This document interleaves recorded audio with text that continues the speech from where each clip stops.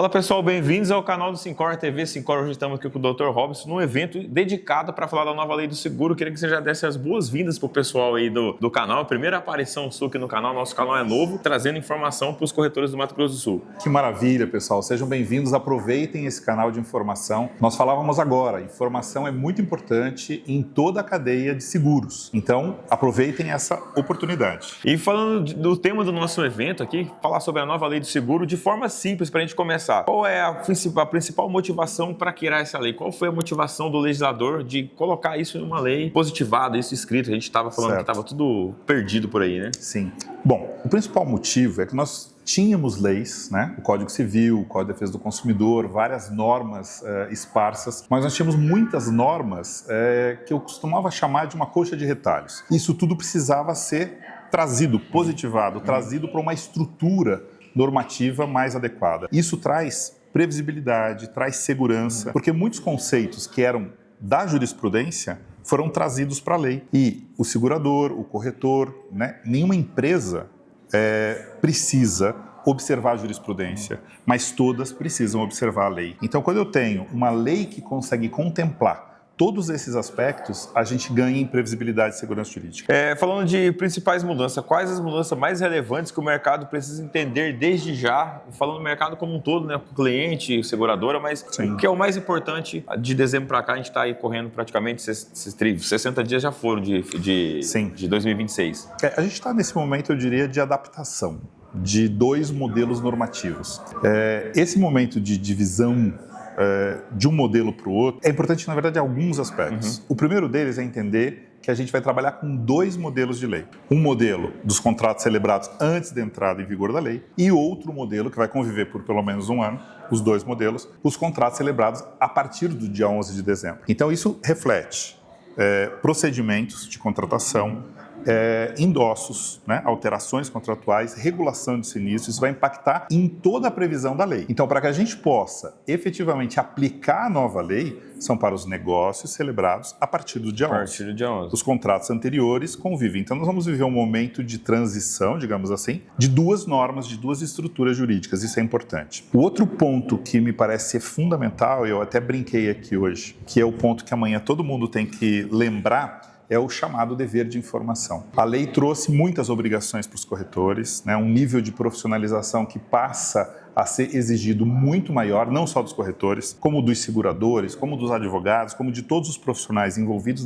no mercado de seguros, mas o dever de informação que é trazido para o corretor de seguros, ele ganhou uma relevância absurda. Isso tem um reflexo imediato na responsabilização profissional. Então, para além de poder te colocar numa condição negocial melhor, porque se você conhece mais, você está melhor preparado, você vai vender melhor, você vai fazer uma venda mais consultiva, mais qualificada e vai te diferenciar dos demais. Para além disso, que isso só por isso já é importante, mas para além disso, a questão da responsabilização profissional por falha informacional. Isso é uma das coisas que mais tem levado corretores a ser demandados. E isso já pegando o gancho na prática, isso, né? Hoje o corretor só consegue enxergar quando ele visualiza um caso concreto. Então, na prática, no dia a dia, qual é o principal cuidado que ele tem que tomar e como isso vai impactar na rotina hoje da corretora, quem não está se atentando ainda ao que o senhor falou anteriormente? Eu acho que um dos pontos principais do dia a dia é observar a mudança no que a gente chama de formação do contrato de seguro. Antes, com a transmissão da proposta,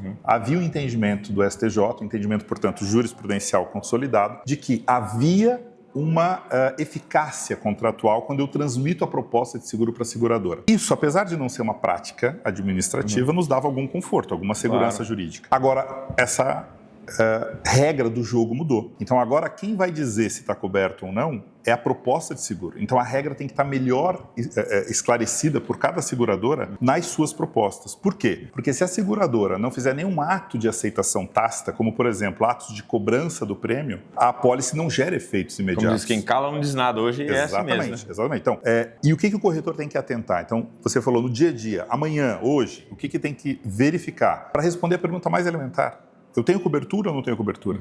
Nesse exato momento, tem que ver se aquele produto, aquela seguradora está prevendo a cobertura provisória ou não. Entendi. Cobertura provisória era algo que já estava ultrapassado no nosso modelo. Ficou em desuso, né? Estava em desuso. Voltou a existir. E voltou a existir por quê? Não porque é um retrocesso. Justamente para trazer segurança jurídica. Por quê? Porque determinar o limite onde tem a cobertura, onde começa e onde termina. Para que não se discuta mais essa questão de tem cobertura ou não tem cobertura durante a fase de subscrição. É basicamente o seguinte, se não tem cobertura provisória, não vai ter cobertura, exceto se a seguradora fizer atos inequívocos de aceitação. O que a gente tem orientado, inclusive as próprias seguradoras? Que preste atenção esses atos inequívocos que a lei fala. Isso é uma questão interpretativa. O que é um ato inequívoco de cobrança de prêmio? Você pedir dados de cartão de crédito, pedir dados para emitir o boleto com vencimento futuro. Emitir o boleto com vencimento futuro. A lei fala de atos de cobrança, não de recebimento do prêmio. Então me parece que o segurador pode se colocar numa situação de vulnerabilidade muito grande, né, se não trabalhar direitinho com essa diretriz. Falando um pouco, a gente falou para os corretores, como a seguradora tem que estar impactada, e para os segurados, para os clientes em forma geral. O que tem de bom, isso beneficia? Porque tem aquela sensação que a gente falou, né? O seguro não cobre nada, letras miúdas, e o que essa nova lei traz de benefício para o cliente? Beneficia demais para o consumidor. A lei, ela incorpora diversos princípios do Código de Defesa do Consumidor, que é um código, como o nome diz, muito voltado à proteção do consumidor. E a lei traz claramente a defesa do segurado, exatamente como o Código de Defesa do Consumidor faz com ele enquanto consumidor, sem que a gente precise ficar discutindo se é uma relação de consumo, se não é uma relação de consumo. Então, o que a gente imagina de hoje para o futuro, de agora para o futuro? A lei acabou de entrar em vigor, os produtos estão sendo remodelados, repensados, o mercado está estudando, está repensando as suas práticas. Agora, o consumidor seguramente está mais protegido, porque tem uma legislação mais sólida, mais estruturada, que traz várias questões que o protegiam, esparsas em jurisprudência, que foram trazidas para a lei. Então, isso dá muito mais segurança. Como eu falei no começo, a seguradora não precisa observar a jurisprudência, mas ela tem que observar a lei, né? Então, o consumidor ganha bastante, mas é importante também que se diga, a lei enfatiza que os atos dolosos, né, do segurado em prejuízo ao risco, em prejuízo ao segurador, em prejuízo ao que a gente chama de legítimo interesse segurado, não são protegidos pela lei. Então a lei também não está aqui para passar a mão na cabeça do consumidor de má fé. Né? Vai estar, o que está escrito vai ser respeitado. Hoje não tem mais aquela interpretação de duplo sentido. E uma coisa importante é que o segurado tem o mesmo dever de informação do corretor.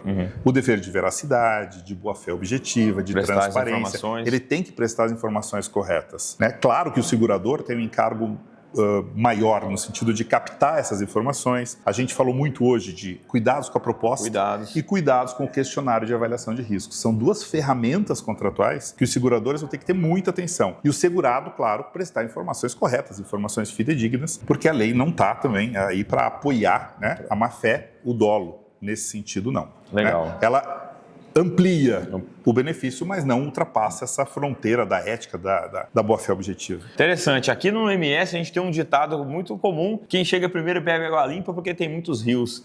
E com essa nova lei tem muitas oportunidades. Então, quais oportunidades para quem se posicionar à frente? Onde estão as maiores oportunidades a partir de agora para o corretor, para o mercado, para a seguradora? O que a gente tem observado e recebido feedbacks muito interessantes nesse sentido, os corretores que têm estudado mais, que têm entrado um pouquinho mais no âmbito jurídico, porque há um tabu ainda. Claro. Né? Então, muitos corretores ainda pensam assim, mas o que o jurídico, o que eu tenho a ver com o jurídico? O que eu tenho a ver com a lei, né? Isso é coisa do jurídico da seguradora, isso é coisa dos advogados. Claro. E não, né? Eu tenho dito sempre, o que os corretores fazem todos os dias? Celebram negócios jurídicos.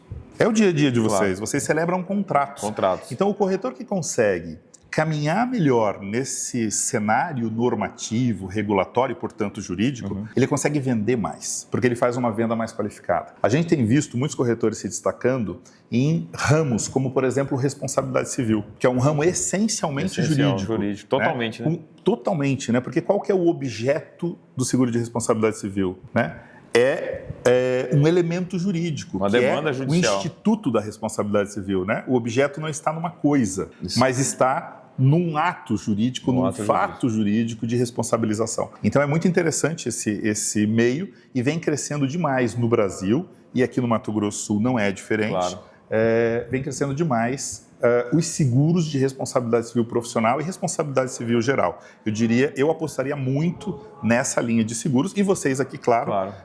Têm alguma sazonalidade maior ou menor, mas vocês aqui têm a questão do agronegócio, do seguro agrícola, do seguro rural, que exige uma expertise completamente diferenciada. Não dá para tratar esse tipo de ramo na esteira do automóvel. Você tem que tratar de forma diferenciada. Legal. Riscos diferenciados exigem outro tipo de conhecimento. Uma coisa que a gente percebe na prática que coloca o corretor numa vulnerabilidade muito grande é tratar tudo muito junto. Tudo igual. Eu digo tudo na mesma esteira. Cuidado, não façam isso. Os riscos, grandes riscos empresariais, seguros de responsabilidade civil, exigem uma leitura jurídica mais aprofundada. Legal. A gente fala com associados do Syncor, mas fala com o mercado todo aqui nesse canal. E advogado não dá conselho, não dá dica, ele instrui a fazer a contratação, ou a melhor boa prática. Então, para fechar, qual a boa prática, qual conselho você daria para os corretores, para quem está assistindo esse vídeo, a partir de agora, nessa transição, que a gente está falando em transição, porque ainda tem vigência da antiga lei, alguns contratos, e da nova, sim. O que atentar, você falou dever da informação, e além disso, o que mais que pode se destacar para o corretor? São tantas coisas, mas eu vou num ponto que é central. Conhecer o produto da seguradora. E talvez esse seja o maior desafio, porque o corretor normalmente trabalha com N seguradoras e diversos produtos em cada seguradora. E eu imagino o quanto seja difícil você poder conhecer os produtos, até porque os produtos mudam. Toda hora. Podem haver mudanças, né, de detalhes nesses clausulados. Mas não tem como a gente fazer uma venda correta, consultiva, que leve segurança para o segurado, proteção, que seja respaldada pela confiança que ele depositou no corretor, sem que o corretor conheça o produto. Então, mais do que nunca, atentar às condições contratuais, a proposta, tem que prestar atenção no que diz a proposta e os questionários de avaliação de risco. É importante. Esses três instrumentos têm que ser dominados pelo corretor. Muito bom, é um papo para a gente conversar muito, tem muito assunto para a gente tratar. Assunto. Em breve traremos um conteúdo exclusivo para destrinchar mais esse tema. Queria que você falasse um pouquinho, para deixar uma mensagem para os nossos corretores, convidar todos a se inscreverem. A gente acabou de anunciar que agora o seu escritório está à disposição aí dos colegas corretores do Syncor MS que tiver alguma dificuldade para acessar uma consultoria e, quem sabe, até uma análise de uma negativa, reverter de forma administrativa, como eu já tive casos revertidos pelo seu escritório. Perfeito. Pessoal, é muito importante. A prática, o dia a dia, né, e os anos de experiência nos mostraram um dado muito claro. Quando eu tenho uma dificuldade, uma negativa de indenização, é sempre uma surpresa, é sempre o inesperado. É sempre uma quebra dessa confiança, dessa promessa de pagamento que se fez, né? E a gente falava agora que o que nós temos que transformar com a nova lei, transformar o mercado, é transformar promessas de pagamento em compromissos de pagamento. Quando esse compromisso é quebrado, há sempre uma frustração natural. Essa frustração pode se voltar muito contra o corretor. Isso depende muito de como que ele gerencia esse momento de crise. Se ele gerencia bem esse momento de crise, se ele fica do lado do cliente dele, fazendo uma análise jurídica adequada para orientá-lo ou a demandar ou até a não demandar. Porque muitas demandas são impróprias. Muitas demandas não têm sustentação, não têm fundamento suficiente.